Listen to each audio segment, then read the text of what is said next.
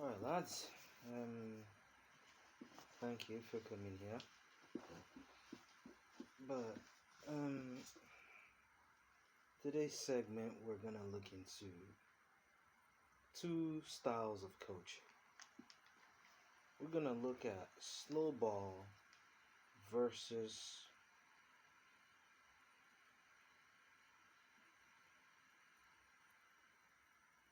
small ball. You hear that again? Slow ball versus small ball.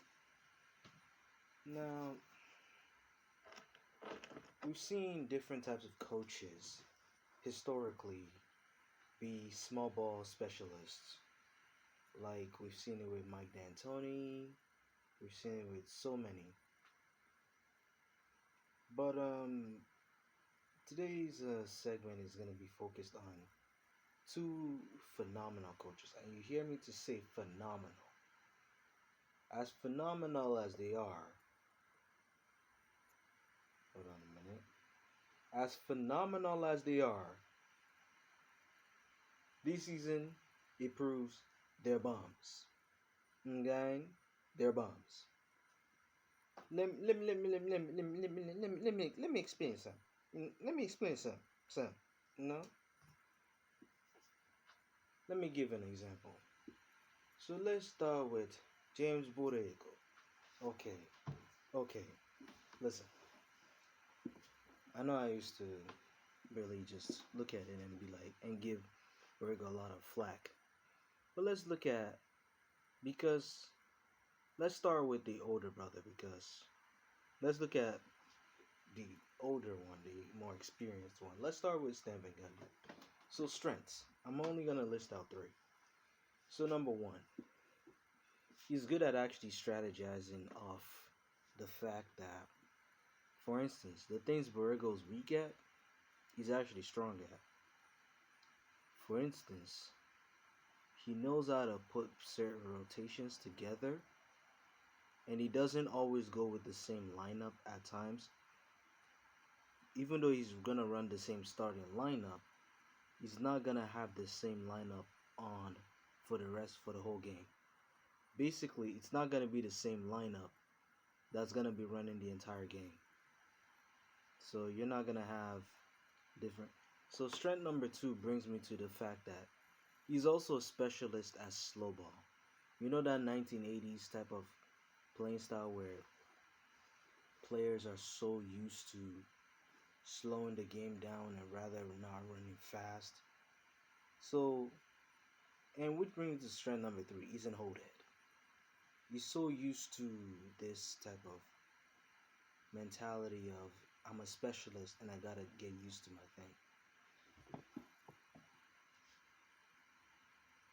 Weakness number one, he's an old head. His old head mentality cannot make him understand that when coaching a young team, you gotta be able to adapt to the young team. Number two, he has a tendency to be a favoritist. Number three,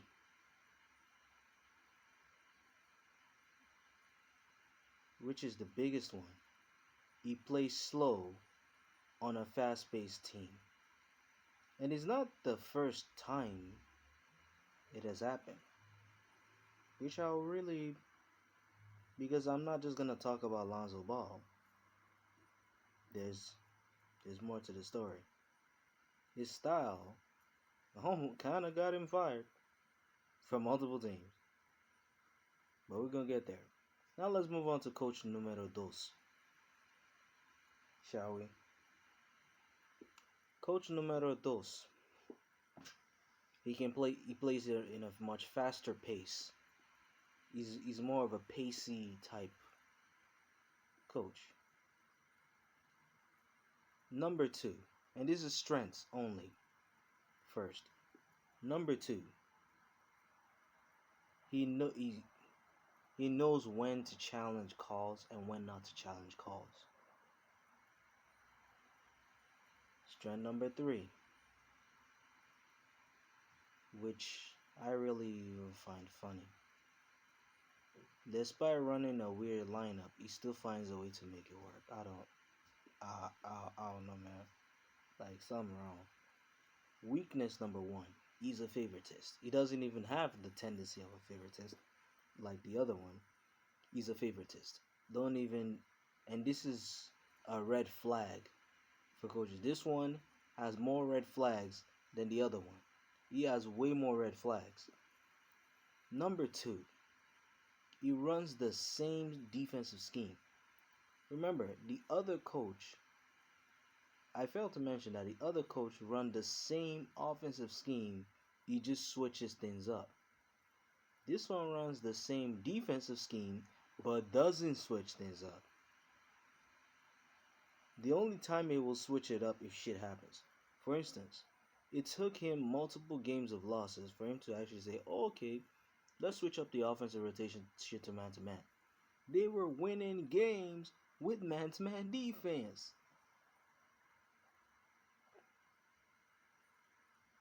How the fuck you miss that? So we're gonna start with James Borrego because he's the young cat. So we gotta really put him in the spotlight. Let's start with his record. This guy's a straight bum. As a player, bum. Now as a coach, I don't even know. Now I'm not gonna say in general because you see, not everyone is gonna be a great basketball player, but at least they can be a great basketball mind that can coach a team. But looking at Borrego,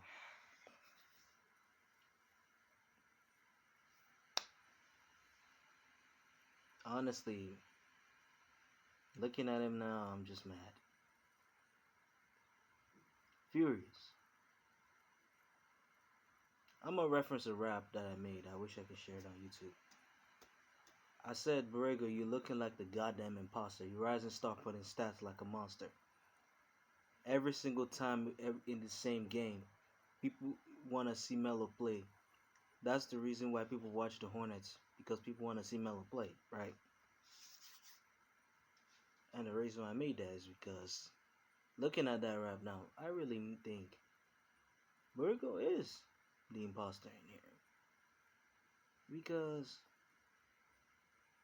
let's if we evaluate the strengths and the weaknesses of him alone, he has more weaknesses than Stan Van Gundy.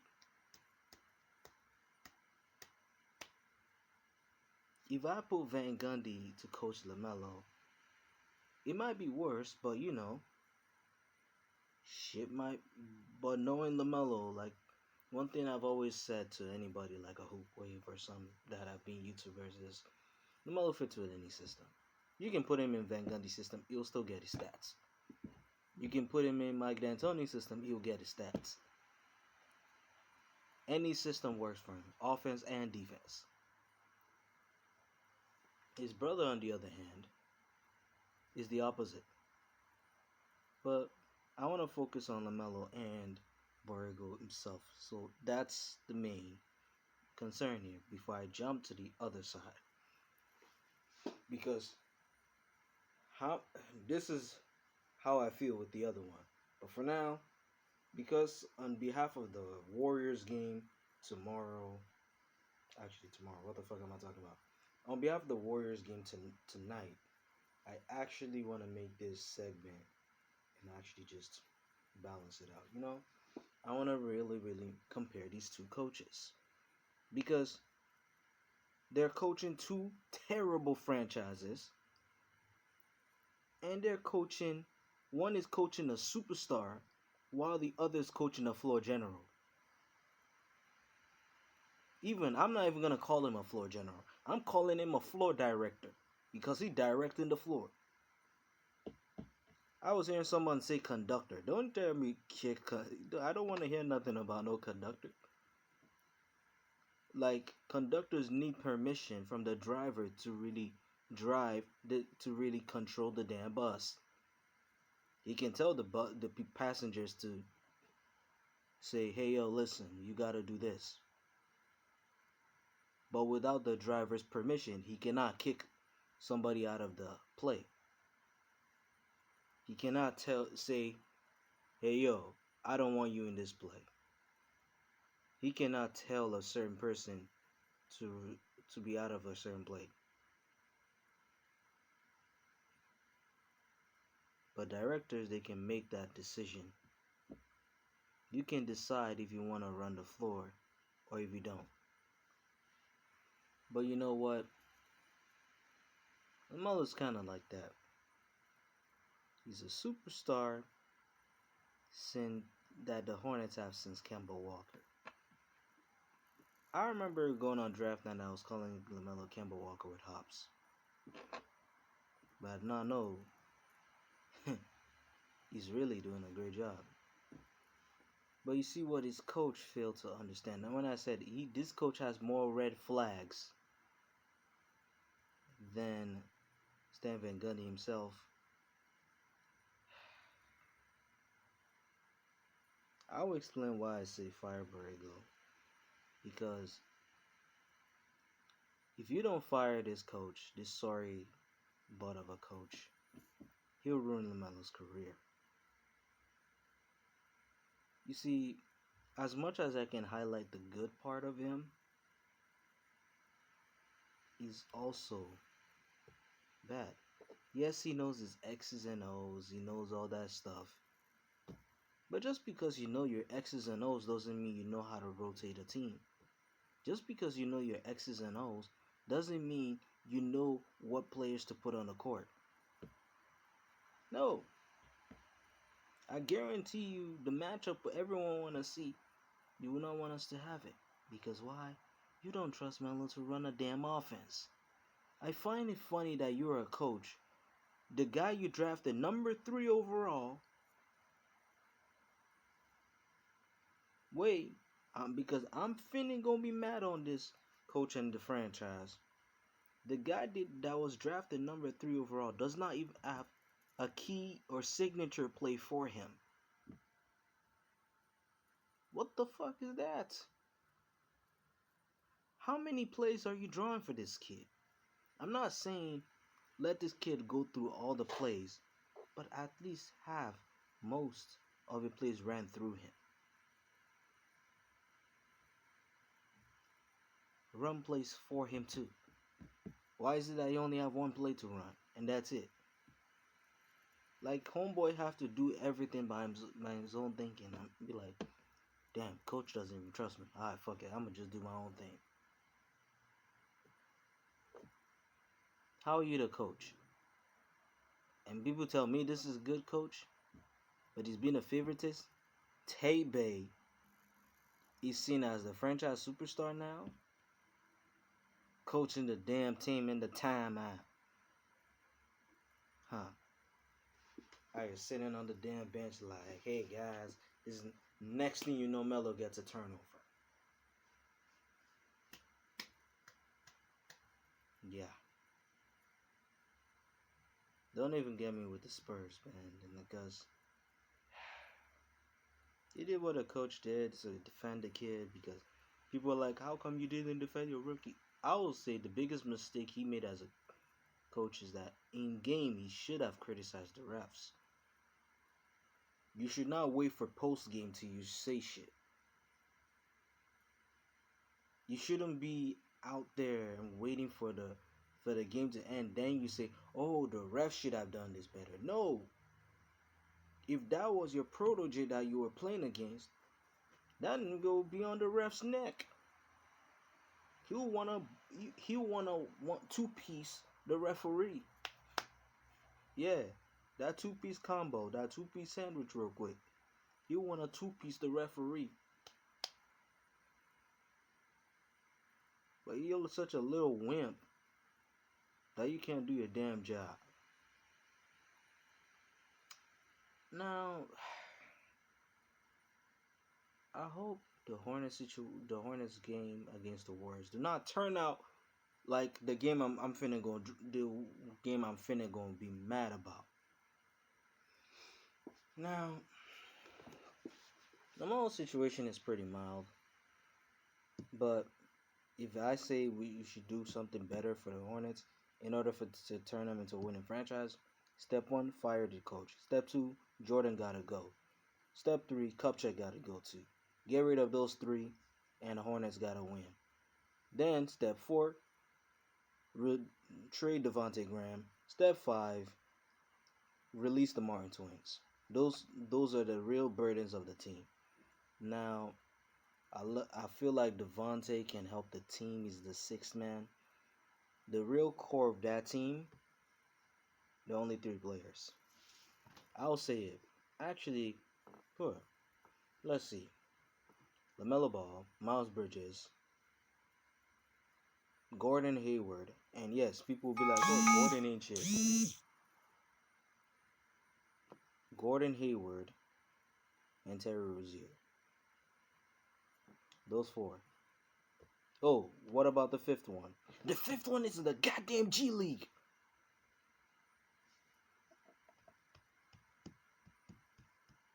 Yeah. Remember on draft night that they were making it seem like Melo and Vernon Carey are gonna be the core of the franchise. They split them up. Yeah. I was watching draft night how they were making it, how the Hornets and their fans were making it seem like Vernon Carey and LaMelo are gonna be the next big thing. We're only talking about Melo. Now we're talking about Vernon Carey Jr. I want to see what he can do because yes, I've seen him play in the NBA, and the moment I see him play, I was like, wow, I'm impressed. Despite the low minutes he's getting, he's doing solid. If y'all go on NBA.com, you can really check his stats. He's doing pretty solid for a big man. He's not giving you your greatest stat line or something, but he's doing what he can, and I like that about him. Like he's doing his best, and that's one thing I appreciate with Vernon Carey Jr. because people need to understand. Even Carey was even impressed with LaMelo that he wished it, and he's like, you know what, LaMelo can really help his game. I find it funny that when I was watching this young man just play a G League game, I was like, why is he in the G League? You see, people act like Vernon Carey is a bum, but I watched him once in a Hornets game, and I was like, wow. Literally, he did got minutes wearing a Hornets uniform, not Greensboro Swarm, and I was like, this kid needs more minutes because the limited minutes he's getting, he's not gonna help him. I think he even played like 3 games in the NBA, and that was it. Like he was doing pretty solid, not superstar numbers, but solid enough for a big man. He was grabbing rebounds, it was playing defense. But what I watched in the game I watched him play, he was in a defensive situation most of the time. And what I noticed is his defensive situations, he really played good defense. It's not like the Hornets actually did terrible. Like they literally put him, Nick Richard, and all those guys. And I was like, wow, the Hornets are good. And for those who are saying the Hornets needs to trade for a big man, you need a manual of reality. Let me explain what happened on draft night 2020 for y'all mans. Okay, so the first pick, the first round, right? The Hornets pick LaMelo Ball.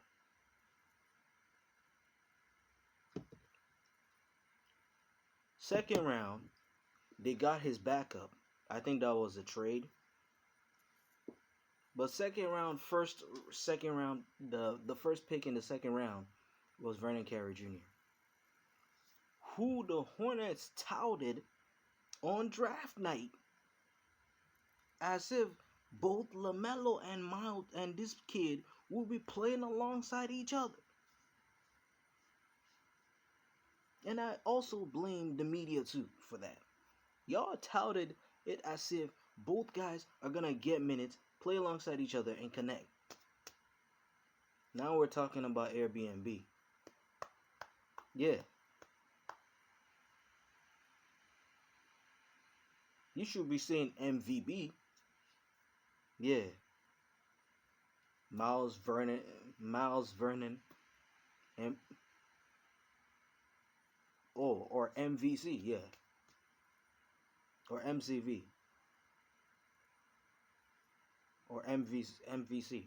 Anyone, basically, Mello plus Vernon Carey, because that connection would have been as lit as Mello and Miles Bridges. And the funniest thing is, why is Miles Bridges on the bench? That shit still doesn't make sense. Okay, you know what? The thing that pisses me off is we gotta bring Vernon. You gotta bring Vernon Carey back from the G League, please. And he needs more playing time. But you know what? Scratch that. I hope anyone sees the video, but let's move to the next person. Yeah, excuse me a minute.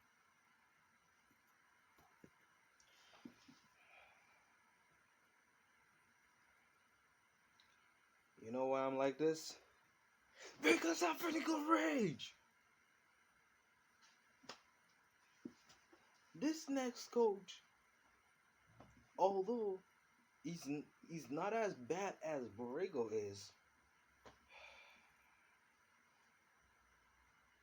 he a whole bum, bro. Where should I begin? How does your team went from the fourth fastest team in the NBA the previous season with Alvin Gentry to the fifth slowest?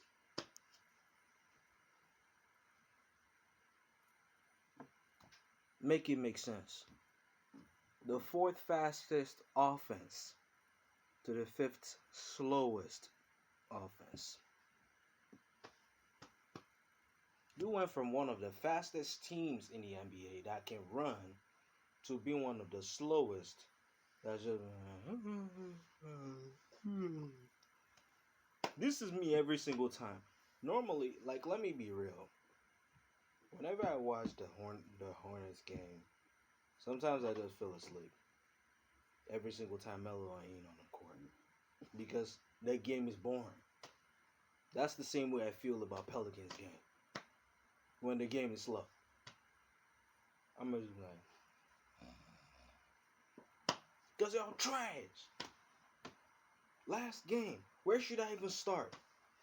But you know what? Before I get into last game, we gotta address Van Gundy and his terrible slow ball system.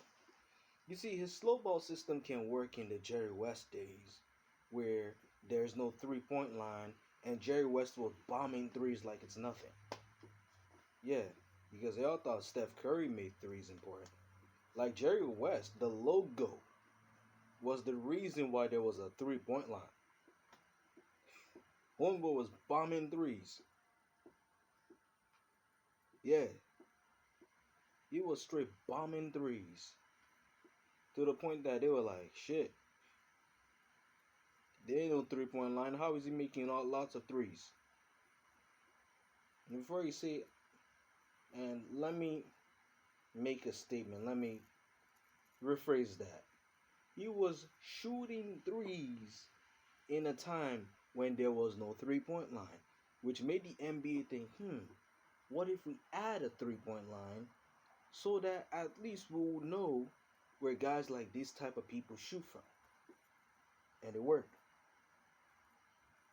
The reason why I had to bring Jerry West is if you watch back in the days basketball, compared to today's basketball, you will notice that the pace of the game of today is much faster than it is back then. They may play more physical, but it's much faster. The pace is much faster. There's more panache, there's more speed, and there's more control into situations. Okay. Now, back to Van Gundy. Where should I begin? The fact that you're running a slow ball offense and your team is having a losing record, you're now out of playoff contention. You're not even nowhere near the playoffs. You're not even nowhere near a level to trigger a tournament. That's how terrible this team is.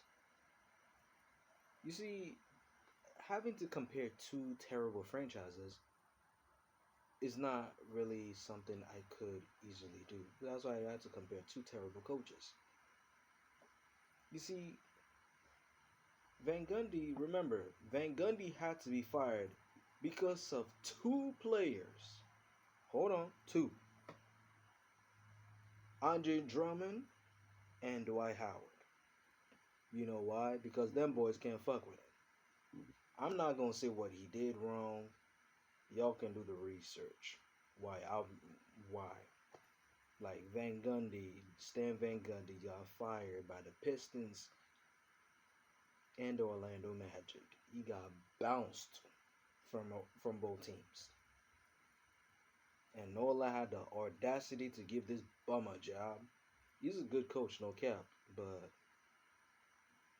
he a bum in terms of like understanding players. Which brings me to a coach that's way better at him at understanding the type of players he have. And you know who Mr. Terrible at running small ball on a team that doesn't need small ball, Mike D'Antoni. Because, you see, I remember talking about Lonzo once and I brought Steve Nash in there. And someone said, Lonzo had Nash's basketball IQ. I could say Lonzo had Nash's flair, too. But it has nothing to do with that. You know, Nash had to revive his career on a team that, you, like, y'all should really pay attention to this. Nash had to revive his career in fucking Phoenix. You know why? Remember I mentioned the 7 seconds or less offense? If Mike D'Antoni, because people don't understand why I say a coach needs to understand the type of point guard they're dealing with. This has been the problem with every coach that has coached Lonzo. It was starting from Fluke Walton to Calvin Gentry. Yes, I said Calvin, not Alvin, because you know he caves in and he does not know what rotations to run. You know my point. Alvin Gentry. Alvin Gentry knows how to use Lonzo properly. He just doesn't understand what lineups to run. That's his only problem. If he could have figured out what lineups to run, he would not have been kicked out of NOLA. And I hope the brother comes back to NOLA and coach the team because I wish they give him a second chance. Because let's keep it real. Homeboy was a better coach than the new coach they have. He knows how to use his players properly. He knows how to use them to their strengths. He knows what makes them stronger and hone their strengths to the team's advantage. Think about it. We're hearing Zion slam when Alvin Gentry was the coach. But Zion slam was not even a big thing now. Zion is not getting that big highlights. Zion is a great transition defender. And this is me trying to give praises to Zion. But he would only be a great transition defender if the game was fast. If you're getting everybody to run back on defense. Yes, Zion has defensive lapses and it's showing. But just like I said, you hurt your dynamic duos in two ways. One, you hurt one by not including him in the offense. You just let him bring the ball up and then pass it to BI and BI does the whole thing. Or pass it to Zion, Zion runs the offense. Okay? What the fuck is that? When Alvin Gentry was the coach, the ball is always in Lonzo's hands. All Zion does is pick and roll, cut to the basket, lob that shit. Game over. Y'all go and watch the highlights. Or sometimes Lonzo passes to Zion and is in his splash fest. It works. It's great. The reason why I bring this up is because if we look at how Mike D'Antoni coached Steve Nash, to the point that Steve Nash was so great at Phoenix, I was just looking at that part. I was like, you know what? Steve Nash should have been a great player. Steve Nash literally went to a team that wasn't as super good like before and made them good. That's the same effect Lonzo has on a team. He makes your team better when you let him play his game. Same with Steve Nash. If you look at Nash's career, I urge y'all to really go and look at Nash's career stats and look at his first few seasons. You may see high 20-point games, but tell me, just focus on his Phoenix Suns record and tell me what is different. You will see that Nash's stats was more improved when he went to a team where the coach believed in him. And not just that the coach believed in him, the coach made him the focal point of the offense by giving the ball in his hands and running an offensive system that works for him. You say, you know what, let's test the 7 seconds or less. It worked. And you know what? It improved. The only problem I have with Mike D'Antoni is that what worked for Steve Nash, they've said there's one proverb that always says, one man's meat is another man's poison. Just because something works for someone like a Steve Nash doesn't mean you use it for a team that's different. You can't use a Steve Nash play for Westbrook. You gotta switch that up. You can't use. I'm happy that he's gone to Philadelphia being an assistant coach, but I feel like he could have been given a second chance. I would even prefer Mike D'Antoni to coach New Orleans over Stan Van Gundy. You know why? Mike D'Antoni's offensive scheme can work for Lonzo Ball. Why is that? 7 seconds with the shot clock. Do whatever you want with it. All Mike D'Antoni just needs to do is infuse cut and screenplays with it. And that's it. Because the 7 seconds or less offense is actually perfect for the New Orleans Pelicans. Let me explain. Kira Lewis can do what Drew Holiday does. Play defense, create shots for himself and for others. And I feel like if I was my Stan Van Gundy, I would have run a starting lineup of Kira Lewis at the shooting guard position, Lonzo at the 1, Brandon Ingram at the 3, Zion at the 4, and anybody else at the 5. That's a center. Even, actually, Steven Adams, if he's healthy, that is. Like, that lineup just makes sense. Why? Watching Kiara Lewis in the Suns game, I was like, You know, shout out to Six Man for breaking this down. Six Man mentioned earlier, he said, according to Draft Express and Lonzo's draft scouting report, he says that Lonzo needs to be around someone that can create for themselves and for others in order to succeed. Unlike Steve Nash, that's what makes him different from Steve Nash. You see, Steve Nash reminds me like a LaMelo. You see, Steve Nash does not need a certain person to create for himself. He just needs a coach that trusts him and would run a specific offense that works for him. Just like Lonzo, Steve Nash needed an offensive scheme that's based on him in order to make the team better. Dallas didn't get it right. Every team he had played pre Phoenix didn't get it right. He went to Phoenix. Mike D'Antoni said, "Fuck that shit. Scrap that play. We're running on 7 seconds or less." Next thing you know, Steve Nash is the MVP. I don't know how many times, maybe once or twice, but he was the MVP. Because why? That quick. Homeboy was really hooping. And I had to bring the same point, and I'll say it again. For Lonzo to thrive and get his stats, he needs to be around someone that can create for themselves and create for others. And for other people who are saying that, and this is where I don't agree with Six Man here. You see, Lonzo to the Warriors is not a good fit.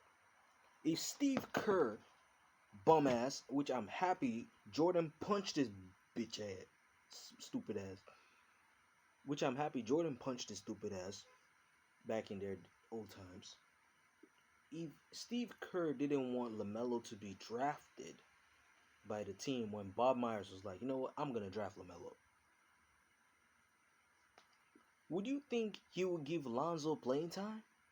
Do y'all ever think about it? Because some of y'all be like, Lonzo to Golden State. Are y'all stupid? And for the Bulls, you're gonna have two ball dominant guards in Zach LaVine and Lonzo Ball. It won't work. I'm sorry, it's not the net. They're not the Nets. We're seeing it with the Washington Wizards. Two ball dominant guards. Somebody gotta sacrifice. How is it gonna work?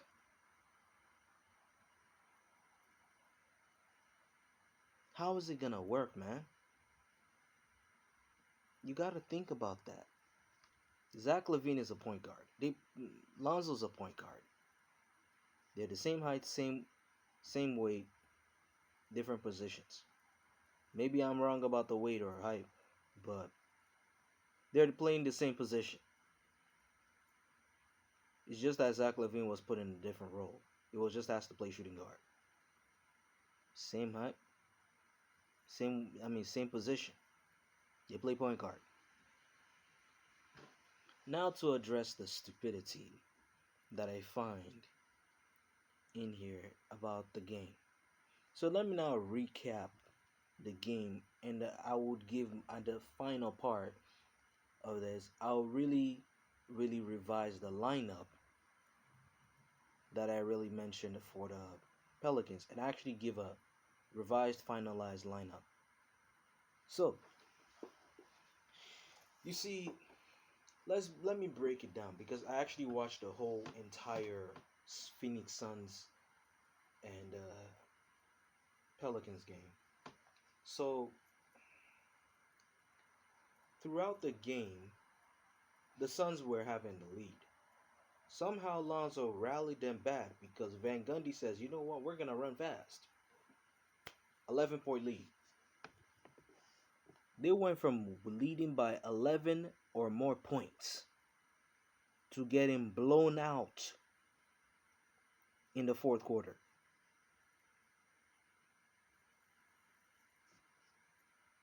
I don't understand. And step one was this. Step one was benching Lonzo, which killed his rhythm because when Lonzo came back, he was struggling. Step two was running slow because when they came back, they weren't running the way Lonzo's running. They were running slow. They were running, and knowing Lonzo's not like LaMelo where he has that type of I'm the leader mentality. I'm the alpha mentality. I'm a team player. I'll do whatever it makes. Like Lonzo wouldn't have changed his jump shot if he didn't care about the team. It's not just about his career. He cares about helping the team better. That's what you all need to pay attention to. He's all about team system. He's a team player. That's why for him he will be more of a team person. And for people who are saying Lonzo needs will be a six man, for sure, I agree that Lonzo could be a great six man, but there's still things that needs to be tweaked in order for him to reach there. Will Lonzo be a six man eventually in his career? Maybe. For now, I might see him as a starting point guard, but later on in his career, is he gonna be a starter for long? Probably not. Looking at Kara Lewis Jr., I say it's best if the Pelicans can get someone to back up, like you can get a backup guard or something, but I don't think you really need a backup. Like Nickeil Alexander Walker was fire the other game, but he wasn't getting minutes like that. Also, yes, Lonzo Ball 21 point 12 assists. How am I gonna say this? Kara Lewis was actually the best replacement for Drew Holiday. Let me tell you, he literally, the game I saw last night from Kara Lewis Jr. was basically what we see in Drew Holiday when they were playing with, when there was Drew Holiday, Zion, and Lonzo Ball in the Alvin Gentry system. Because when they were running fast and Kara Lewis was there,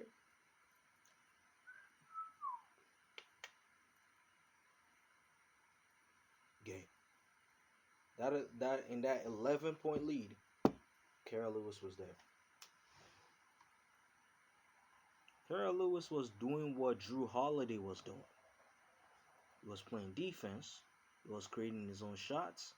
He was creating for others. What pissed me off about Lonzo in that game is I've noticed this too, because let's not even talk about 2K. You ever notice in 2K that when you play alongside Lonzo or play with Lonzo, the first thing he does is pass up a open shot or open layup? Like, dude, are you that scared to shoot?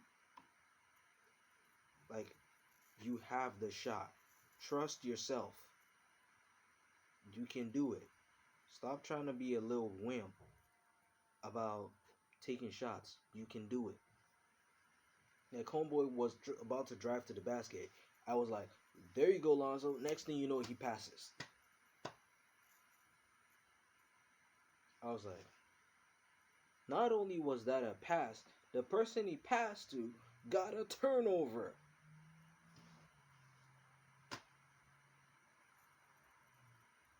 And then they were losing.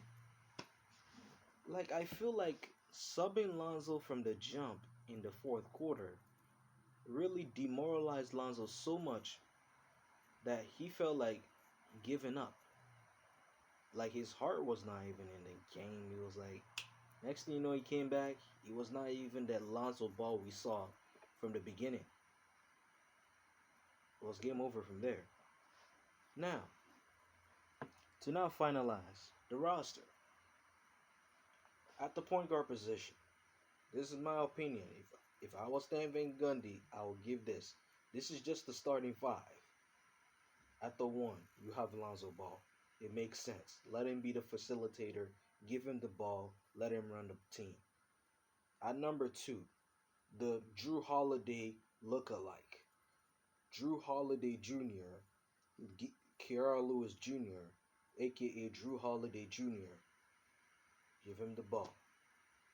Remember, and I will say it again, for Lonzo to thrive, he needs somebody that can create for themselves, according to Sixth Man, who's a great basketball analyst.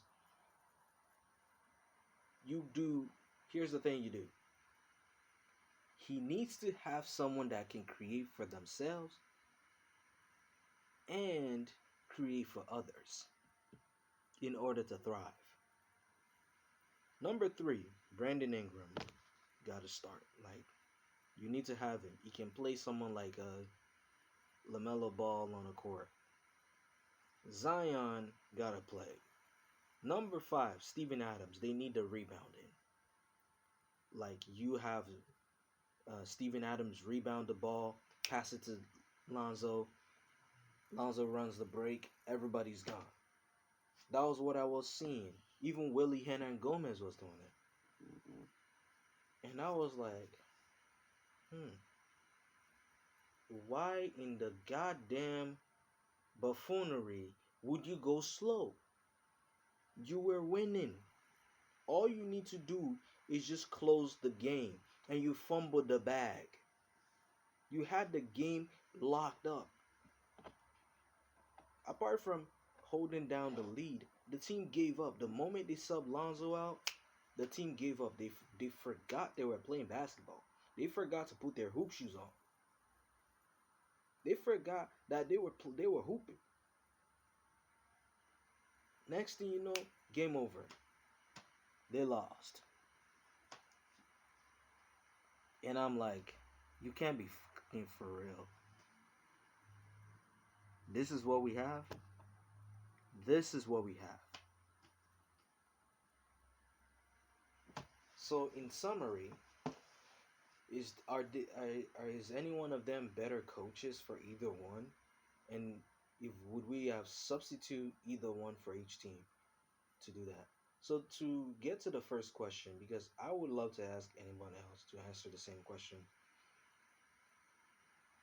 To answer the first part, I feel like it wouldn't change anything if Stan Van Gundy was coaching Lamelo. It won't change anything. It would just be hurting Lamelo. But if Borrego was coaching Lonzo, yeah. If Borrego was coaching Lonzo, Lonzo would be having a good stat line. You think I'm capping? I'm not. Borrego plays fast. If y'all watch the Hornets game, they don't slow. They don't slow down. They run quick. They run that fast break. Their transition game is fast. And yes, to correct myself on the Hornets having the high transition, actually, it's the Pelicans who have the most strength, the number one in second chance points. I had to correct that part. So,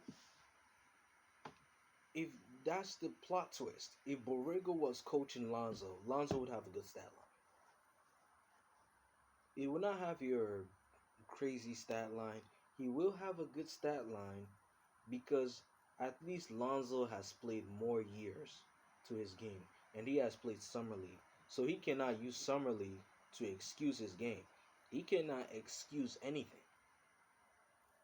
At least Borrego would understand the way he plays with the Hornets and with that fast-paced offense would work for Lonzo.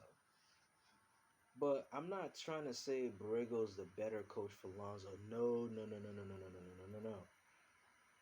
I'm saying that at least Borrego would understand, would use the same playing style that he plays, minus the rotations, minus the small ball, which I didn't address because there's no need to address it. It's just trash. Okay? The small ball system just doesn't work. The three guard lineup shit doesn't work. Having three guards, one play power forward or small forward, and the other play point guard, shooting guard, and swap from there. It just makes no sense. But we're not even gonna address that part. So, even though this is a 15-minute video, I love to just address my thoughts like that. And to wrap the second part up,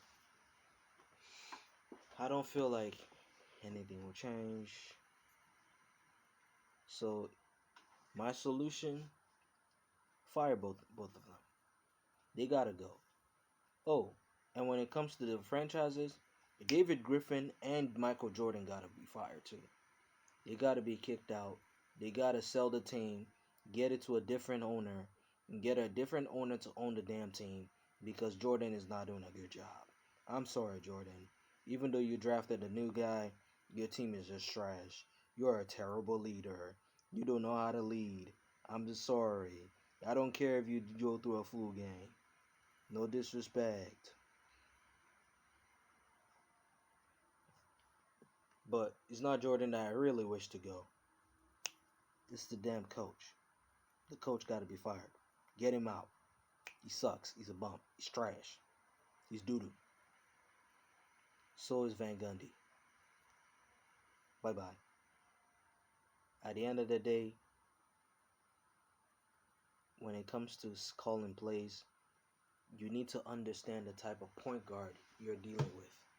And that's one thing every coach, that Coach Lonzo or LaMelo or coaching LaMelo, do not understand. Think about it. Borrego knows what type of player Melo is. He's playing any system, and Melo's working with it. Let's see. Lonzo, on the other hand, I've not had the luck of having a coach that understands him and really sits down with him in the film and be like, you know what, Lonzo, what offense works for you? Let's try this, this, and this. You haven't tried different offensive schemes to see where he fits in. And even if you tried, you haven't used one more that fits in. That's just the analysis of the day.